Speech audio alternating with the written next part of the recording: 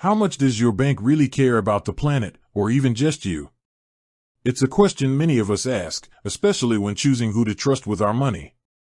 In a world increasingly focused on corporate responsibility, we're taking a look at Monzo, the digital challenger bank, and what they're doing beyond the bottom line. Are they truly ethical, or is it just hot air? Monzo operates under a broad social program which they say extends past banking. They focus on two key areas, people and the planet. On the environmental side, Monzo is committed to reaching net zero emissions as a business by 2030. That's a strong public commitment. They measure their carbon footprint comprehensively, Scope 1, 2, and 3 emissions, which is a crucial level of detail, and they publish it. A big move is how they handle your spending. They purchase high-quality carbon removals to cover the emissions generated by your Monzo debit card and the processing of those transactions. It's not a silver bullet, but it's a step they take responsibility for.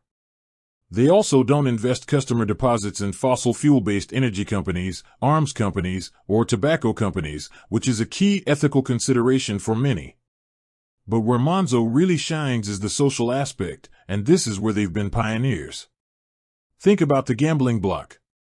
Back in 2018, Monzo was the first bank to introduce a feature allowing customers to block gambling transactions. It's a simple feature, but it's been genuinely life-changing for many, and it's something that over 700,000 customers have used to self-exclude. They've even campaigned for this feature to become a mandatory standard across the entire UK banking industry.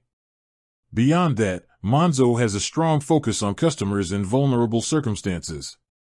They're the first bank to participate in the Money and Mental Health Policy Institute's Mental Health Accessible program, working to improve accessibility for customers whose mental health impacts their finances.